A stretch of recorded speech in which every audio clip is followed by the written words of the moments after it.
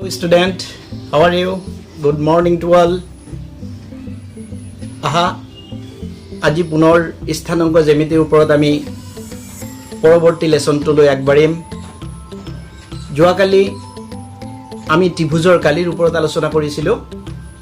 তো ত্ৰিভুজৰ কালিৰ সূত্ৰটো আমি ইতিমধ্যে উলিয়াইছিলোঁ আৰু তোমালোকৰ নিশ্চয় মনত আছে। তো মৰমৰ ছাত্ৰ-ছাত্ৰীসকল, আজি পাৰ্ট 8ত আজিৰ ক্লাছটোত পোনপটীয়াকৈ মই যোৱাকালিৰ ক্লাছটোৰ ওপৰত অলপ পুনৰ আলোচনা কৰি আজিৰ ক্লাছটোলৈ আগবাঢ়িম। যোৱাকালি ক্লাছটোত চোৱা আমি এটা ইম্পৰ্টেণ্ট নোটছ পাইছিলোঁ, সেইটো আছিল ত্ৰিভুজৰ কালি স্থানাংকৰ সহায়ত আমি কিদৰে ওলাব পাৰিম। তো চোৱা ত্ৰিভুজৰ কালি সূত্ৰটো কি আছিল যে air ABC equal to half of x1 into y2 minus y3 plus x2 into y3 minus y1 plus x3 into y1 minus y2। তোমালোকক এটা টিপছ দিছিলোঁ যে এই সূত্ৰটো কিদৰে মনত ৰাখিবা।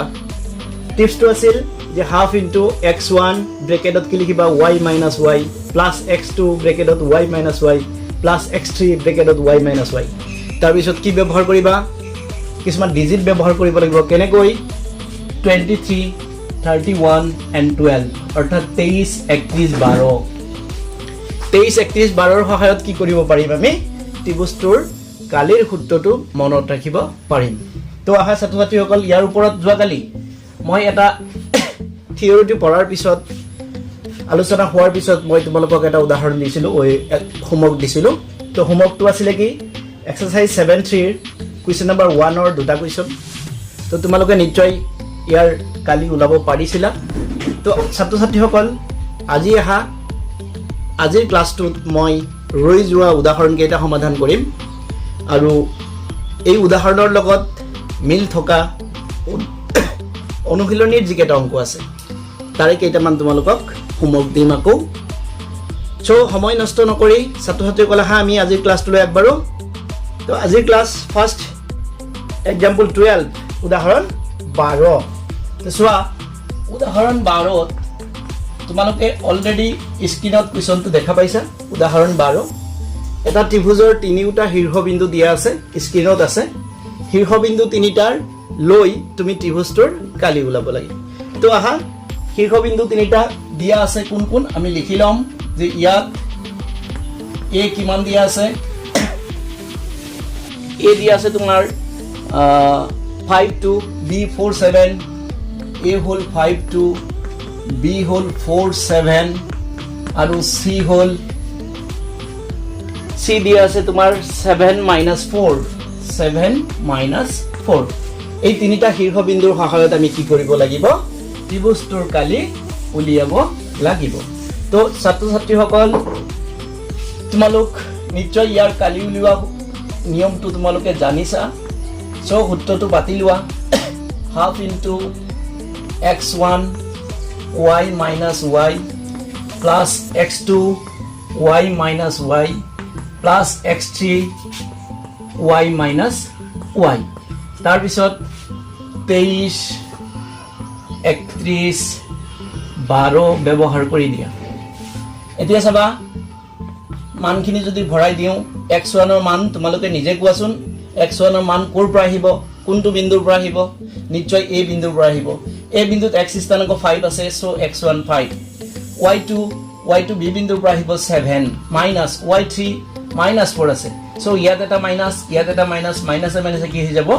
প্লাছ হৈ যাব। প্লাছ x2 কিমান আছে 4, y3 -4 মাইনাছ y1 কিমান আছে 2 প্লাছ x3 লৈ আহা, x3 কিমান আছে 7, y1 2 মাইনাছ y2 7। তো মৰমৰ ছাত্ৰ-ছাত্ৰীসকল, মানখিনি আমি ইতিমধ্যে আমাৰ যিখিনি স্থানাংক দিয়া আছিল সেইমতে মানখিনি ভৰালোঁ। এতিয়া হিচাপটো কৰি চোৱা, হাফ ইনটু 5 থাকিল, ইয়াত চোৱা 7 যোগ 4, 7 আৰু 4 কিমান হ'ব 11, 11 5 গুণ 55। তাৰপিছত ইয়াত আহিবা মাইনাছ 4 আৰু মাইনাছ দিয়ে কিমান হ'ব -6, ব্ৰেকেটৰ ভিতৰত -6, মাইনাছে প্লাছ 6 4 গুণ 24। তাৰপিছত আহিবা 2ৰ পৰা 7 গ'লে -5, মাইনাছে প্লাছে মাইনাছ 7 5 গুণ 35 তো ছাত্ৰ ছাত্ৰীসকল এটো মাইনাস হ'ব চাবা আকৌ চাবা হিচাপটো 7 যোগ 4 11 11 5 গুণ 55 4 আৰু 2 -6 মাইনাসে প্লাসে মাইনাস 6 4 গুণ 24 2 ৰ পৰা 7 গলে -5 মাইনাসে প্লাসে মাইনাস 5 7 গুণ 35 তো এতিয়া চাবা হাফ ইনটু ইয়াত হিসাব কৰি দিয়া 55 মাইনাস 5 আৰু 4 কিমান 9 3 আৰু 2 কিমান 5 59 so half into কি পালা 55 और 59 গলে -4 2 -4 কেইবাৰ যায় -2 বাৰ তো ছাত্ৰসকল যোৱাকালি মই এটা কথা কৈছিলো যে যদি ত্ৰিভুজৰ কালি উলাওতে তোমাৰ সাংখ্যিক মানটো যদি নেগেটিভ উলাই মাইনাস উলাই তেতিয়া হলে কি কৰিবা তোমালোকৰ নিশ্চয় মনত আছে যোৱাকালি কথাখিনি যে যদি ত্ৰিভুজৰ কালি যদি নেগেটিভ উলাই আমি -2 অৰ্থাৎ নেগেটিভ চিনটো আমি কি কৰিম নেগলেক্ট কৰিম কিয় ত্ৰিভুজৰ কালি কেতিয়াও ঋণাত্মক হ'ব নোৱাৰে সো -2 আমি এতিয়া কি লিখিম -2 খেদি দি 2 বৰ্গ একক লিখি দিম 2 বৰ্গ একক তো মৰমৰ ছাত্ৰসকল নিশ্চয় বুজি পালা যে ত্ৰিভুজৰ কালি কেনেকৈ উলাব পাৰিম সূত্ৰটো ব্যৱহাৰ কৰি তাৰ মানখিনি ভৰাই দি হিসাব কৰি আমি যেটো মান পাম সেই মানটো যদি নেগেটিভ উলাই আমি নেগেটিভটো নেগলেক্ট কৰি মাত্ৰ ধনাত্মক মানটো আমি গ্ৰহণ কৰিম তো ছাত্ৰসকল নিশ্চয় বুজি পালা ত্ৰিভুজৰ কালি যোৱাকালি মই উদাহৰণ 11 ৰ ত্ৰিভুজৰ কালি উলাই দিছিলো আজি উদাহৰণ 12 কৰিলো আৰু তোমালোকে অলৰেডি গম পালা যে ত্ৰিভুজৰ কালি কিদৰে উলাব পাৰি তো এইখিনিতে মই ছাত্ৰ-ছাত্ৰীসকল এইখিনিতে মই আৰু এটা পদ্ধতিত ত্ৰিভুজৰ কালি তোমালোকক উলিয়াই দেখুৱাম তো তোমালোক অলপ মনোযোগ দিলে নেক্সট পদ্ধতিটো গম পাবা তো মৰমৰ ছাত্ৰ-ছাত্ৰীসকল আহা যে বিকল্প পদ্ধতি মই এটা চাম বিকল্প পদ্ধতিটো এনেকুৱা ধৰা a b c তিনিটা বিন্দু তোমাৰ দিয়া আছে তুমি ত্ৰিভুজৰ কালি উলাব লাগে এটো মেথডটো হল ব্ৰজগুণন পদ্ধতি বুলি কয় ব্ৰজগুণন পদ্ধতি চাবা এটো পদ্ধতিত কেনেদৰে উলাব পাৰিম সাপোজ a এটা বিন্দু আছে a এটা বিন্দু আছে b এটা বিন্দু আছে c এইটো আকৌ ৰিপিট কৰিবা a বিন্দুৰ স্থানাংক কি আছে 52 লিখি দিয়া 52 b বিন্দুৰ স্থানাংক 47 c বিন্দুৰ স্থানাংক 7 -4 আৰু a বিন্দুৰ স্থানাংক আকৌ ৰিপিট কৰা 52 এতিয়া চাবা যদি ব্ৰজগুণন কৰো আমি a আৰু abc কি পাম abc কালি হাফ আহিব ইনটু দিয়া এনেকৈ ব্ৰজগুণন কৰিবা 5 7 গুণ 35 তাৰ পিছত মাইনাস 2 4 গুণ 8 এটা স্টেপ হে প্লাস এই 2 নম্বৰ স্টেপ হে এটা স্টেপ হে হ'ল এটা দ্বিতীয় স্টেপ আহা 4 4 গুণ 16 কি হ'ব 4 -4 গুণ -16 তাৰ পিছত সূত্ৰৰ মাইনাস আহিব 7 7 গুণ 49 আৰু এটা স্টেপ হে তাৰ পিছত আহা প্লাস 7 2 গুণে 14 মাইনাস আৰু এটা মাইনাস আহিব মাইনাস প্লাস হৈ যাব 4 5 গুণে 20 আৰু এটা স্টেপ হে সো এতিয়া যদি হিসাব কৰি দিয়া আকৌ মই দেখাইছো চাবা a b c আকৌ a আনিবা চাৰিটা জোড়া কৰিবা তাৰ পিছত যেতিয়া ব্ৰজগুণন স্টাৰ্ট কৰিবা তেতিয়া a ৰ লগত b তেতিয়া 5 7 গুণ 35 মাইনাস এটো মাইনাস সূত্ৰ দেই 2 4 গুণ 8 তাৰ পিছত এটা স্টেপ শেষ হোৱাৰ লগে লগে প্লাস চিন দিবা তাৰ পিছত আহিব 4 4 গুণ -16 মাইনাস সূত্ৰৰ মাইনাস আহিব 7 7 গুণ 49 প্লাস সেকেন্ড স্টেপ শেষ হ'ল 7 2 গুণে 14 তাৰ পিছত আহিব সূত্ৰৰ মাইনাস আৰু এটা মাইনাস ইয়াত আছে মাইনাসে প্লাস 4 5 গুণ 20 এতিয়া যদি হিসাব কৰি দিয়া হাফ ইনটু 35 ৰ পৰা 8 গলে কিমান থাকিব 27 তাৰ পিছত ইয়াত আহা মাইনাস 16 আৰু 49 আছে 9 আৰু 6 15 5 7 1 4 1 5 7 1 6 তাৰ পিছত ইয়াত আহা প্লাস 14 আৰু 20 34 এতিয়া যদি হিসাব কৰি দিয়া হাফ ইনটু চাবা 34 and 27 কিমান হ'ব 4 আৰু 7 11 হাতত 1 3 আৰু 2 5 7 1 6 মাইনাস কিমান থাকিল 65 তো ইয়াতে লিখিছো মই হাফ ইনটু 61 ৰ পৰা 65 গলে -4 2 -4 ত -2 বাৰ মাইনাস নেগলেক্ট কৰি কি লিখিবা 2 বৰ্গ একক তো ছাত্ৰ-ছাত্ৰীসকল নিশ্চয় এইটো পদ্ধতি তোমালোকে বুজি পালা এইটো পদ্ধতি হ'ল ব্ৰজগুণন পদ্ধতিৰ সহায়ত তোমালোকে ত্ৰিভুজৰ কালি উলিয়াব পাৰিবা তো তো ব্ৰজগুণন পদ্ধতি ব্যৱহাৰ কৰি যদি ত্ৰিভুজৰ কালি উলিওৱা তাৰ সূত্ৰটো যদি মনত ৰাখিব বিচৰা ইয়াৰ ব্ৰজগুণন পদ্ধতিৰ সূত্ৰটো তেতিয়াহ'লে চাবা মই যদি সূত্ৰটো দেখাই দিওঁ তোমালোকক ইয়াতে মই সূত্ৰটো দেখাই দিছোঁ চাবা যে যদি এনেকুৱা হয় যে a এটো যদি x1 y1 b x2 y2 c x3 y3 আকৌ a x1 y1 so area of abc half into x1 into y2 x1 y2 minus x1 y2 minus x2 y1 x2 y1 এটা step হে হ'ল তাৰ পিছত plus দিবা এটো হৈ গল তাৰ পিছত x2 into y3 minus x3 into y2 আৰু এটা স্টেপ হে হ'ল প্লাস কি আহিবা x3 into y1 minus x1 into y3 so এই এনেকৈ যদি স্থানাঙ্ক লৈ যদি এনেকৈ ব্ৰজপূৰণ কৰা তেতিয়াহলে এইটো সূত্ৰ ব্যৱহাৰ কৰি তোমালোকে কালি উলাব পাৰিবা যেহেতু সূত্ৰটো বহুত দীঘল সূত্ৰটো পাতিব নালাগে মই ডাইৰেক্ট ইহতৰ মানখিনি ব্যৱহাৰ কৰি কালিটো উলিয়াই দেখুৱাইছো তো মৰমৰ ছাত্ৰ-ছাত্ৰীসকল নিশ্চয় তোমালোকে বুজি পালা যে ত্ৰিভুজৰ কালি উলিওৱা দ্বিতীয় বিকল্প পদ্ধতিটো কেনেকুৱা আৰু দুইটা পদ্ধতিয়ে সহজ তো মই কি সাজেষ্ট কৰিম যে তোমালোকে যদি স্থানাঙ্কৰ সময়ত সহায়ত প্ৰথমতে যেটো সূত্ৰ পাইছিলা সেই সূত্ৰটো যদি ব্যৱহাৰ কৰি অংকবিলাক কৰা তেতিয়াহলে অতি সহজ হ'ব ব্ৰজগুণন কৰাৰ কোনো প্ৰয়োজন নাই তাৰ পিছত আহা মৰমৰ ছাত্ৰ-ছাত্ৰীসকল কোৱেশ্চন নম্বৰ 13 লৈ আগবাঢ়িম এক্সাম্পল 13 তো এক্সাম্পল 13 ত তোমালোকে কোৱেশ্চনটো অলৰেডি স্ক্ৰিনত চাইছা স্ক্ৰিনত কোৱেশ্চনটো চাই আছা যে তিনিটা শীৰ্ষবিন্দু দিয়া আছে কালি উলাব লাগে এটা দিয়া আছে p - 1.5,3 যে p কিমান দিয়া আছে -1.5,3 q কিমান দিয়া আছে q দিয়া আছে তোমাৰ q দিয়া আছে 6 and -2 আৰু r কিমান দিয়া আছে r দিয়া আছে তোমাৰ -3 and 4 দিকেনে ত্ৰিভুজটোৰ pqr ত্ৰিভুজৰ কালি উলাব দিয়া হৈছে তো ছাত্ৰ-ছাত্ৰীসকল কি লিখিবা ar pqr সূত্ৰটো ব্যৱহাৰ কৰি দিয়া হাফ ইনটু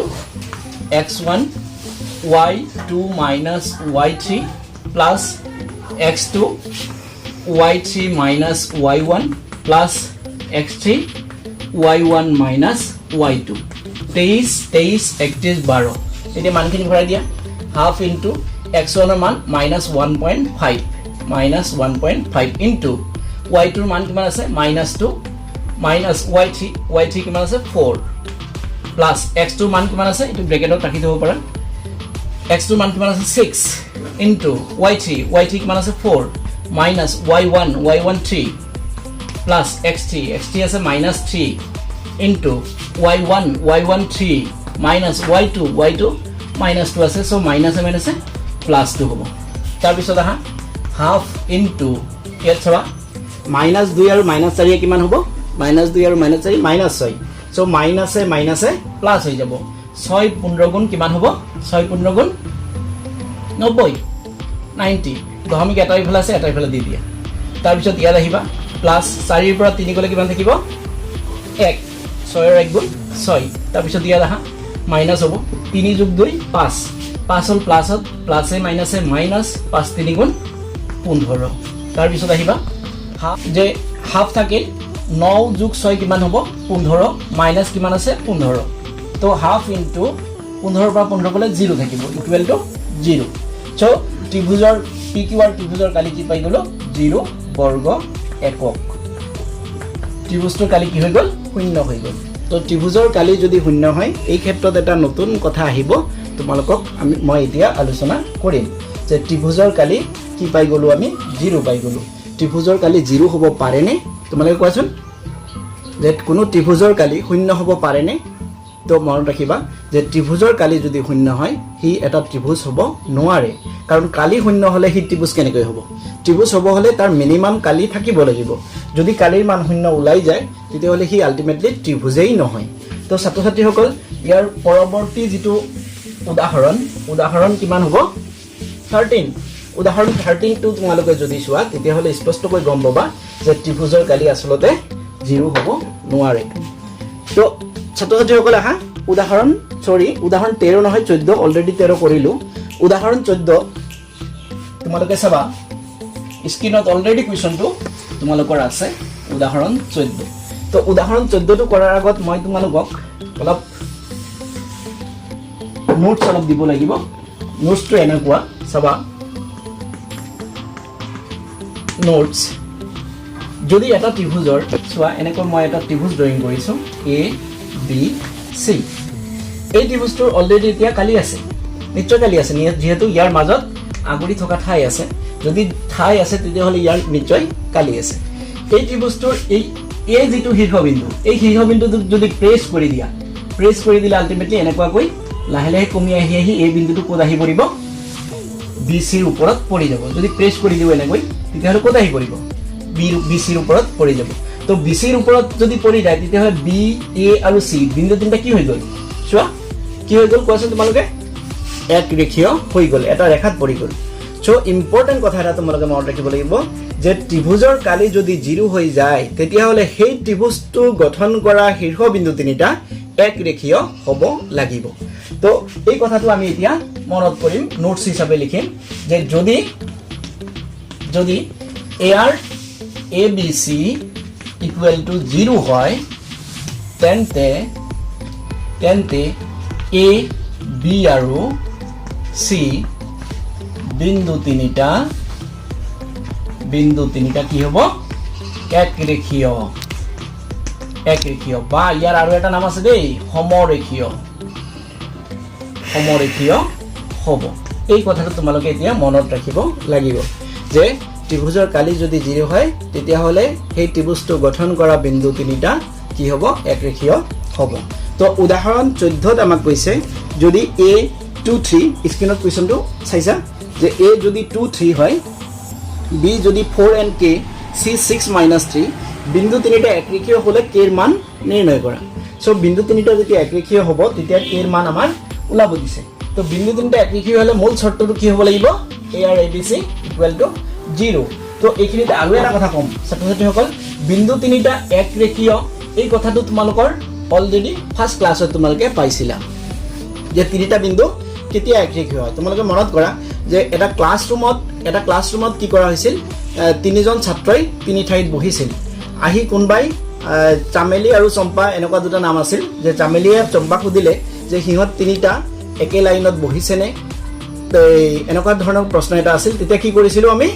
যে দুটা বাহুৰ যোগফল যদি ডাঙৰটোৰ সমান হয় তেতিয়াহ'লে এক ৰেখীয় হয় আৰু এটা শৰ্ত তোমালোকে পাইছিল এক ৰেখীয় হোৱাৰ তো এক ৰেখীয় হোৱাৰ দুটা শৰ্ত এটা হ'ল যদি তিনিটা বিন্দুৰে গঠিত বাহুবোৰৰ সৰু দুটাৰ সমষ্টি যদি ডাঙৰটোৰ সমান হয় তেতিয়াহ'লে কি হ'ব এক ৰেখীয় হ'ব আৰু এটা এতিয়া কি পালা যে তিনিটা বিন্দু কেতিয়া এক ৰেখীয় হ'ব যেতিয়া সেই তিনিটা বিন্দুৰে গঠিত ত্ৰিভুজটোৰ কালি যদি 0 হয় তেতিয়াহ'লে এক ৰেখীয় হ'ব তো এটো প্ৰশ্ন আমি ত্ৰিভুজৰ কালি ব্যৱহাৰ কৰি কৰিব লাগিব তো ছাত্ৰছাত্ৰীসকল চাবা এক্সাম্পল 14 কেইবাবাৰো মেট্ৰিক পৰীক্ষাত আহিছিল অতি দৰকাৰী প্ৰশ্ন এটা তো সমাধান কৰিম যে ইয়াত কি দিয়া আছে লিখি লম ইয়াত তোমাৰ a বিন্দুৰ স্থানাংক কিমান দিয়া আছে 2 and 3 a বিন্দুৰ স্থানাংক দিয়া আছে 2 and 3 b বিন্দুৰ স্থানাংক কিমান দিয়া আছে b বিন্দুৰ স্থানাংক দিয়া আছে 4 and k আৰু c বিন্দুৰ স্থানাংক কিমান দিয়া আছে c বিন্দুৰ 6 and -3 এই তিনিটা শীৰ্ষবিন্দু দিছে দি প্ৰশ্ন কৰিছে এই তিনিটা শীৰ্ষবিন্দুৰে গঠিত এই তিনিটা শীৰ্ষবিন্দু যদি এক ৰেখীয় হয় যদি এটা ৰেখাত থাকে তেন্তে k এৰ মান কি হ'ব k এৰ ঠাইত কিমান বহিব সো আমি ইতিমধ্যে শিকা কথাটো এতিয়া ব্যৱহাৰ কৰিম যে যেহেতু এনেকৈ লিখিম যেহেতু বিন্দু তিনিটা কি কৈ দিছে আমাক এক ৰেখীয় যেহেতু বিন্দু তিনিটা এক ৰেখীয় এতেকে কি লিখিব পাৰিম আমি AR ABC must be 0 এই কথাটো এতিয়া আহি গ'ল যে এই মাত্ৰ যেটো কথা আলোচনা কৰিলো যে বিন্দু তিনিটা এক ৰেখীয় হ'লে শৰ্তটো কি লিখিম আমি যে AR ABC = 0 তাৰ পিছত আহিবা দিছ ইমপ্লাইজ AR ABC বুলি ক'লে হাফ ইনটু সূত্ৰটো বাতি দিয়া x1 y2 minus y3 plus x2 y3 minus y1 plus x3 y1 minus y2 equal to 0 এই equal to 0 টো দি যাব লাগিব মনত ৰাখিবা দেখা যায় ছাত্ৰ ছাত্ৰীসকলে এইখিনি কথা লিখে কিন্তু equal to 0 টো ব্যৱহাৰ নকৰে equal to 0 যদি ব্যৱহাৰ নকৰা তেতিয়াহলে এই সমীকৰণ নহব আৰু সমীকৰণ নহলে আমি কেৰ মান কেনেকৈ ওলাম যেহেতু কোনো মান ওলাব হলে আমাৰ সমীকৰণৰ প্ৰয়োজন হয় তো চাবা এতিয়া this implies এই হাফটো বাওফালে সমান চিনৰ বাওফালে হাফটো কি হৈ আছে পূৰণ হৈ আছে ইফাল লৈ গলে কি হ'ব হৰণ হ'ব তো 0 ৰ লগত যদি হাফ হৰণ হয় আলটিমেটলি 0 হৈ যাব সো হাফটো আমি বাদ দি দিম এতিয়া আহা x1 ৰ মানটো বহাই দিয়া x1 কিমান আছে 2 y2 ৰ মান বহাই দিয়া y2 ৰ মান কিমান আছে k minus y3 মান minus 3 so minus minus কি হৈ যাব plus 3 plus x2 ৰ মান বহাই দিয়া 4 y3 হল minus 3 y1 3 plus x3 মান বহাই দিয়া 6 into y1 3 minus y2 কিমান k equal to কি হৈ গল 0 এই হাফটো সোঁফালে লৈ যায় হৰণ লৈ 0 এ হ'ব তাৰ পিছত চাবা ইফালে হিসাব কৰি দিম 2 into k 2k 2 3 গুণ 6 ইয়াত চাবা -3 আৰু -3 এ -6 মাইনাসে মাইনাসে প্লাসে মাইনাস 6 4 গুণ 24 তাৰ পিছত ইয়াত আহা প্লাস 6 3 গুণ 18 প্লাসে মাইনাসে minus 6 into k 6k equal to 0 this implies চাবা এতিয়া দুটাকে প্লাসত 6টাকে মাইনাসত দুটাৰ পৰা 6টা গলে কেইটা থাকিব -4টাকে তাৰ পিছত সংখ্যা হিসাব কৰিবা 6 আৰু 18 কিমান হ'ব 6 আৰু 18 24 তাৰ পিছত মাইনাস কিমান আছে 24 ইকুৱেল টু কি থাকিল 0 সো -4k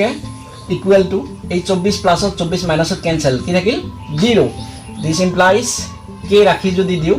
0 এই -4 যায় কি হ'ব হৰণ -4 0 ত কেইবাৰ 0 বাৰ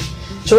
চোৱা যে যদি ত্ৰিভুজটোৰ কালি 0 অৰ্থাৎ একৰেখীয় দিয়া আছে তেতিয়াহলে k ৰ মান কি হ'ব লাগিব 0 হ'ব লাগিব একেৰ ঠাইত যদি 0 বহাই দিয়া তেতিয়াহলে এই ত্ৰিভুজটোৰ গঠন কৰা ত্ৰিভুজটোৰ কালি শূন্য হৈ যাব তোমালোকে ঘৰত প্ৰমাণ কৰি চাব পাৰা যে k ৰ ঠাইত 0 বহাই ত্ৰিভুজ ABC ৰ কালি উলিওৱা যদি 0 ওলাই যায় তেতিয়া গম পাবা যে হয় কথাটো সঁচা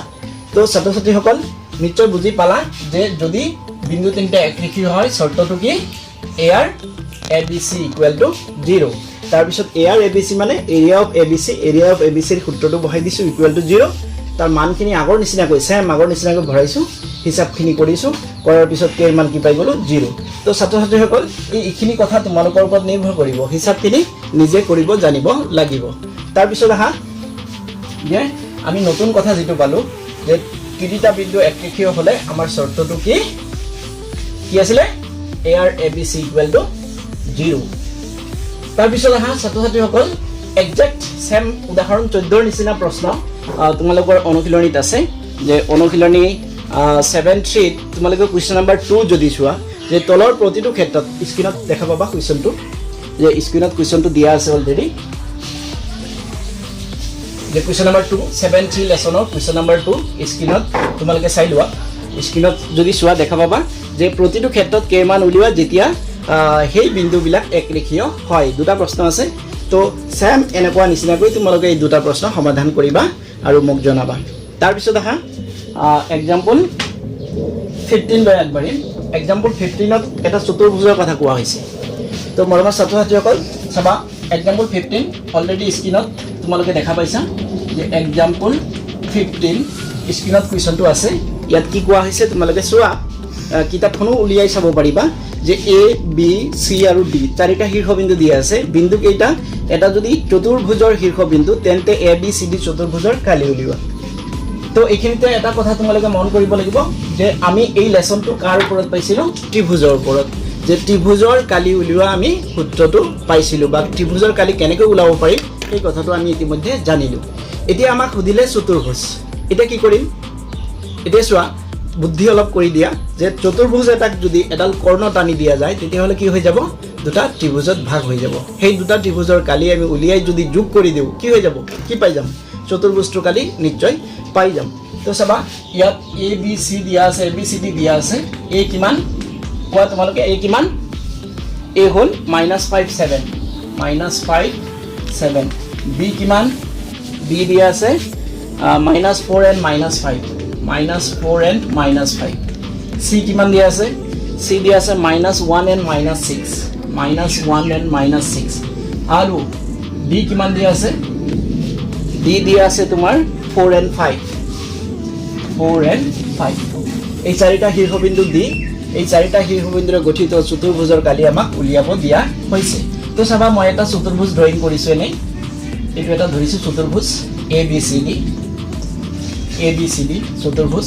এই চতুৰ্ভুজটোৰ চাৰিটা শীৰ্ষবিন্দু আমাক দিয়া আছে এই চাৰিটা শীৰ্ষবিন্দু ব্যৱহাৰ কৰি আমি চতুৰ্ভুজটোৰ কালি উলাব লাগে তো আমি তৎক্ষণাৎ এটা বুদ্ধি কৰি দিব লাগিব এটা কৰ্ণদানি দিয়া কৰ্ণ কোন হল AC তো আমি লিখিম যে ABCD চতুৰ্ভুজৰ AC কৰ্ণ টনা হল যেতিয়া AC কৰ্ণ টানিলো এতিয়া আমি কি কৰিব পাৰিম নাও AR ফাৰ্স্ট ABC উলিয়াই দিয়া এইটো ত্ৰিভুজৰ কালি উলিয়াই দিয়া AR ABC সূত্ৰ কি আহিব half into x1 y2 minus y3 plus x2 y3 minus y1 plus x3 y1 minus y2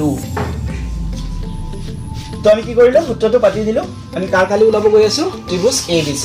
এতিয়া চাবা হাফ ইনটু ABC ৰ কাৰণে A B and C এই তিনটা শীৰ্ষবিন্দু লম তো চাবা x1 minus 5 into y2 minus 5 minus y3 minus 6 minus plus 6 plus x2 মান কিমান হ'ব minus 4 y3 minus 6 minus y1 7 তাৰ পিছত আহা plus x3 মান কিমান হ'ব minus 1 into y1 কিমান আছে 7 minus y2 কিমান আছে minus 5 so minus plus 5 তাৰ পিছত আহা হিসাব কৰি দিয়া হাফ ইনটু হিসাবখিনি নিজৰ কথা নিজৰ মতে হিসাব কৰি দিবা ইয়াত চাবা মই কেনেকৈ হিসাবটো কৰিম 6 ৰ পৰা 5 গলে 1 থাকিব প্লাসত প্লাসে মাইনাসে মাইনাস 5 ৰ 1 গুণ 5 তাৰ পিছত ইয়াত আহিবা মাইনাস 6 আৰু মাইনাসতে কিমান হ'ব মাইনাস 13 4 গুণ কিমান হ'ব 52 মাইনাস ইয়াতো আছে মাইনাসে প্লাস কিমান হ'ব 52 তাৰ পিছত ইয়াত আহিবা 7 যোগ 5 12 প্লাসে মাইনাসে মাইনাস 12 1 গুণ 12 তাৰ পিছত চাবা হাফ ইনটু 5 আৰু 12 কিমান হ'ব 5 আৰু 12 52 প্লাসত মাইনাস 5 আৰু 12 17 কিমান থাকিব চোৱা হাফ ইনটু 52 ৰ পৰা 17 বাদ দিয়া 12 ৰ পৰা 7 গলে 5 ইয়াত থাকি 4 ৰ পৰা 1 গলে 3 that means 35/2 বৰ্গ একক তোমাৰ ছাত্ৰ ছাত্ৰীসকল চোৱা আমি চতুৰ্ভুজটোৰ ক্ষেত্ৰত এটা কৰ্ণ টানি দুটা ত্ৰিভুজ পাইছিলো তাৰে এটা ত্ৰিভুজ ABC ৰ কালি আমি উলিয়াই কিমান পালো 35/2 বৰ্গ একক এতিয়া আৰু এটা ত্ৰিভুজ আছে আমাৰ ADC সো আমি এতিয়া ADC ৰ কালি উলিয়াম তো নিশ্চয় তোমালোকে বুজি পাইছা বা কথাখিনি লিখিব পাৰিছা তো মই মুছি দিম ছাত্ৰ ছাত্ৰীসকল এইখিনিতে তোমালোকক এটা কথা কম মই যে স্থানাংকৰ সহায়ত যেতিয়া তোমালোকে কোনো তথ্য নিৰ্ণয় কৰিবলৈ যাবা তেতিয়া মাত্ৰ তোমালোকৰ কোনখিনি কথাৰ ওপৰত মন কৰিবা যে হিসাব কৰোতে যাতে ভেজাল নহয় কাৰণ বাকি বস্তুখিনি কি স্পষ্ট তোমালোকৰ সূত্ৰ থাকি যাব সেই সূত্ৰটো পাতাৰ পিছত হিসাবটো তোমালোকৰ নিজৰ ওপৰত আহিব এটা লিখিম এগেইন আকৌ AR কি আহিব ABC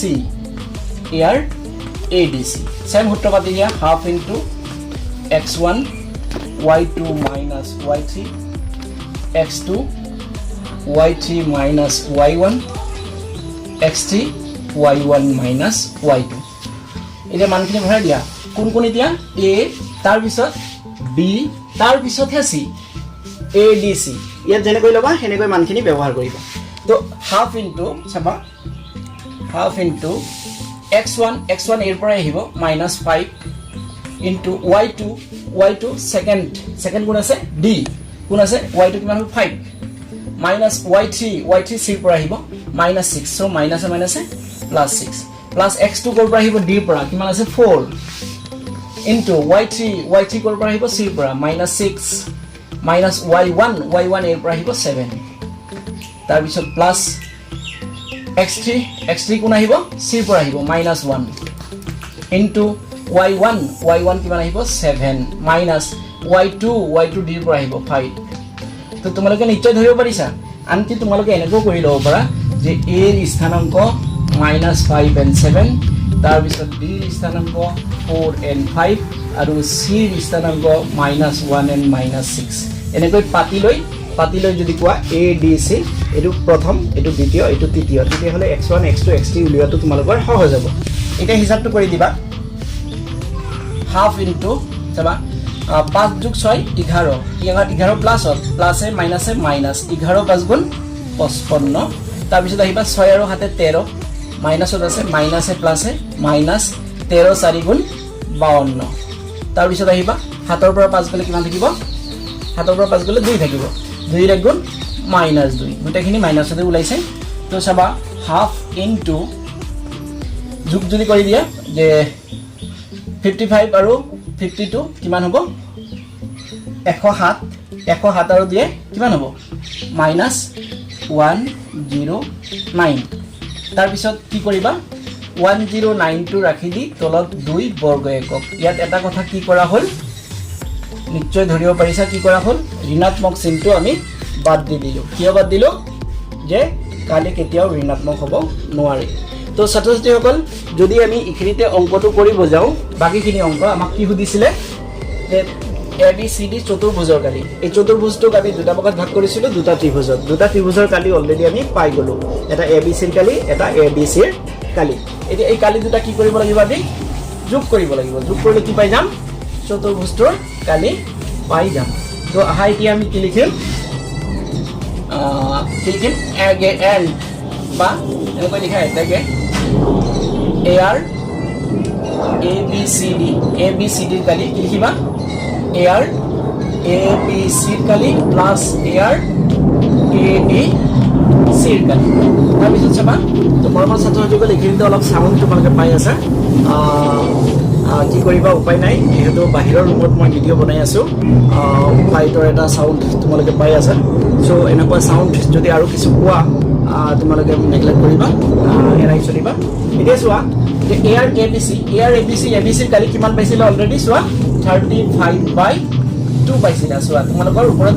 উলিওৱা আছে যে ABC কালি 35/2 প্লাস ADC কালি কিমান পালা 109/2 এতিয়া তোমালোকে এখিনি হিসাব কৰি যদি দিয়া 2 আৰু 2 ৰ এলসিএম কিমান হ'ব 2 ওপৰত কি থাকিব 35 + 109 যোগ কৰি দিয়া 5 আৰু 9 14 4 হাতত 1 0 আৰু 3 3 হাতৰ 1 4 আৰু 1 144/2 2 144 কিমান বাৰলে 72 বাৰ সো ABCD চতুৰ্ভুজটোৰ কালি কিমান পাই গলো 72 বৰ্গ একক তো চোৱা অতি সহজ বস্তু এটা চতুৰ্ভুজৰ কালি উলিয়াব কলেও টান নহয় কি কৰিব লাগিব দুটা ত্ৰিভুজৰ কালি উলিয়াই যোগ কৰি দিলে চতুৰ্ভুজটোৰ কালি আমি নিশ্চয় পাই যাম তো চতুৰ্ভুজৰ কালি উলাব দিলে মাত্ৰ কি দুটা অংক আমি কৰিব লাগিব দুটা ত্ৰিভুজৰ কালি উলিয়াই যোগ কৰিব লাগিব অলপ দীঘল প্ৰসেসটো হলেও অংকটো কিন্তু একদম সহজ তোমালোকে মাত্ৰ কি ব্যৱহাৰ হ'ব ত্ৰিভুজৰ কালি কথাটোৱে ব্যৱহাৰ হ'ব অইন ব্যৱহাৰ নহয় তো হা ছাত্ৰ-ছাত্ৰীসকল এতিয়া উদাহৰণ যেহেতু আমাৰ শেষ হ'ল লেসন 7-3 লাষ্ট লেসন এটো আৰু লাষ্ট লেসনৰ অলৰেডি কোৱেশ্চন নাম্বাৰ 1 তোমালোকক যোৱাকালি ক্লাছত হোমৱৰ্ক দিয়া হৈছিল কোৱেশ্চন নাম্বাৰ 2 তোমালোকক আজি হোমৱৰ্ক দিয়া হ'ল তাৰ পিছত আহা কোৱেশ্চন নাম্বাৰ 4 যে সেই চতুৰ্ভুজটোৰ কালি নিৰ্ণয় কৰা যাৰ শীৰ্ষবিন্দুবোৰ দিয়া আছে যে কোৱেশ্চন নাম্বাৰ 4 তোমালোকক স্ক্ৰিনত দেখুৱা হৈছে দেখা পাইছা যে এনেকুৱাকৈ চাৰিটা শীৰ্ষবিন্দু দেখা পাইছা চাৰিটা শীৰ্ষবিন্দু দিয়া আছে দি কৈছে চতুৰ্ভুজটো কালি উলিওৱা সো এক্সাক্ট তোমালোকে উদাহৰণ কিমান আছিল এটো 15 উদাহৰণ 15 ব্যৱহাৰ কৰি তোমালোকে চতুৰ্ভুজটো কালি উলাব পাৰিবা তো মৰমৰ ছাত্ৰ-ছাত্ৰীসকল আজি আমি মাত্ৰ উদাহৰণ কেইটা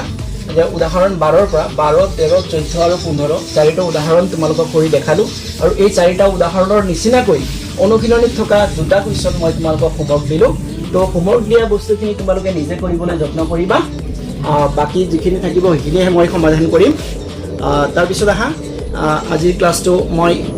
প্ৰায় শেষ কৰিম আৰু তাৰ আগতে মই যোৱাকালি ক্লাছৰ অলপ আলোচনা কৰি আজি দুটামান প্ৰশ্ন তোমালোকৰ মাজত আগবঢ়াম যে যোৱাকালিৰ যিটো ক্লাছ পাৰ্ট 7 আছিল সেই পাৰ্ট 7 ৰ শৰ্ট ইভালুয়েশন তোমালোকৰ আছিল শৰ্ট ইভালুয়েশনৰ হেড এটা আছিল পাৰ্ট 7 ৰ এই শৰ্ট ইভালুয়েশনৰ হেডত তোমালোকক সহজ তিনটা প্ৰশ্ন দিছিলো এটা দিছিলো ত্ৰিভুজৰ পৰিসীমা কি হ'ব সো 1 নম্বৰটো ত্ৰিভুজৰ পৰিসীমা তোমালোকে জানা তিনিটা বাহুৰ সমষ্টি নিশ্চয় জানা তিনিটা বাহুৰ সমষ্টি এই ক্ষেত্ৰত কন্ডিশন সাপেক্ষে বেলেগ বেলেগ হ'ব পাৰে যেনেকৈ যদি সমবাহু ত্ৰিভুজৰ পৰিসীমাৰ কথা কয় তেতিয়াহ'লে 3 বাহু কৈ দিবা তাৰ পিছত আহা 2 নম্বৰ প্ৰশ্নটো আছিলে এইটো মেট্ৰিক পৰীক্ষাত এছএছএলসিত আহিছিলে ইম্পৰ্টেন্ট প্ৰশ্ন এটা দিছিল যে ইয়াত কোৱা হৈছিল যে 1 0 0 0 আৰু 0 1 শীৰ্ষবিন্দু বিশিষ্ট ত্ৰিভুজৰ পৰিসীমা কি হ'ব তো যদি আমি এনেকৈ ধৰি লওঁ লেট এ ধৰা 0 0 ধৰিলো বি ধৰিলো 1 0 আৰু সি ধৰিলো 0 1 এই তিনিটা শীৰ্ষবিন্দু ব্যৱহাৰ কৰি আমি যেটো ত্ৰিভুজ পাম সেই ত্ৰিভুজৰ পৰিসীমা কি হ'ব তো শৰ্টলি তোমালোকে কি কৰি দিব পাৰা বাহু তিনিটা উলিয়াই দিয়া AB বুলি ক'লে A আৰু B ৰ মাজৰ দূৰত্ব 0 - 1 that means -1 whole square 0 - 0 that means 0 whole square -1 square √1 একৰ বৰ্গমূল 1 ঠিক এনেকৈ BC উলিয়াই দিয়া BC উলিয়াই দিলে কি হ'ব B আৰু C 1 - 0 that means 1 1 square 0 - 1 that means -1 -1 square plus 1 হৈ যাব √2 আহি যাব ঠিক এনেকৈ AC যদি উলিয়াই দিয়া AC সো কি হ'ব 0 - 0 অৰ্থাৎ 0 plus 1 minus 0 minus 1 minus 1 square plus 1 হৈ যাব that means √1 that means 1 so তিনিটা বাহু আমি পাই গলো AB BC AC so পৰিসীমা কি হ'ব 1 plus √2 বাহু তিনিটাৰ সমষ্টি পৰিসীমা মানে কি আছিল বাহু তিনিটাৰ সমষ্টি বাহু তিনিটা যোগ কৰি দিয়া 1 যোগ 1 কিমান হ'ব 2 plus √2 এইটো হল আমাৰ উত্তৰ কিমান ন একক মনত ৰাখিবা এইটো বৰ্গ একক লিখিব নোৱাৰিবা যেহেতু পৰিসীমা মাত্ৰ বাহুবিলাকৰ দৈৰ্ঘ্যৰ সমষ্টি সো বাহুবিলাকৰ দৈৰ্ঘ্যৰ সমষ্টি কি পালা 2 plus √2 একক নিশ্চয় বুজি পালা এইটো শৰ্ট কোৱেশ্চন হয় পৰীক্ষাত যে অমুক বিন্দুৰ গঠিত ত্ৰিভুজৰ পৰিসীমা হল 4টা উত্তৰ থাকিব সো তোমালোকে তৎক্ষণাত যদি হিচাপটো কৰা বিন্দুবিলাক যদি হলাই দিয়ে তৎক্ষণাত এনেকৈ বাহু তিনিটা উলিয়াই যোগ কৰি দি চাব পাৰিবা যে এনসাৰটো কিমান আহিব তাৰ পিছত চোৱা 3 নম্বৰ কোৱেশ্চনটো আছিল সমবাহু ত্ৰিভুজৰ কালিৰ সূত্ৰটো কি আছিল বহুত বাৰ আলোচনা কৰা হৈছে 3 নম্বৰ কোৱেশ্চনটো সমবাহু ত্ৰিভুজৰ কালি কি আছিল AR ABC √3/4 ইনটু বাহু স্কয়াৰ নিশ্চয় মনত আছে লিখি দিয়া হৈছিল তথাপিও এনেই তোমালোকক আগ্ৰহটো অলপ বঢ়াবৰ কাৰণে প্ৰশ্নবিলাক কৰা হৈছে তো সাউন্ড যেহেতু বহুত বেছি হৈ আছে তো মৰমৰ ছাত্ৰ-ছাত্ৰীসকল আজি ভিডিওটো অনিচ্ছাকৃতভাৱে কিছুমান সাউন্ড মই পাইছো আৰু মোৰো অসুবিধা হৈছে তোমালোকৰ লগে লগে সো আজি ভিডিওটো আৰু দীঘলীয়া নকৰো তোমালোকক যিখিনি হোমৱৰ্ক দিলো সেইখিনি নিশ্চয় মনত আছে আৰু আজিৰ ক্লাছটোত মই তোমালোকক শৰ্ট ইভালুয়েশ্যনৰ কোনো প্ৰশ্ন নাৰাখিলো যেহেতু কিছু অসুবিধা পাই আছো আৰু পৰৱৰ্তী ক্লাছত ইয়াৰ লাষ্ট আৰু এটা ক্লাছ মই কৰিম হেতু ক্লাছত ৰৈ যোৱা অংকখিনি কৰি দিম তাৰ লগতে তোমালোকৰ মাজত এটা শৰ্ট পৰীক্ষা এটা কৰিবৰ কাৰণে কিছুমান অবজেক্টিভ কুৱেশ্চন মই এই লেসনটোত দি লেসনটো মই সমাপ্ত কৰিম তো ছাত্ৰ-ছাত্ৰীসকল আজিলৈ এইটো ক্লাছ মই ইয়াতে সামৰিছো ধন্যবাদ ভালে থাকা সুখে থাকা আজিলৈ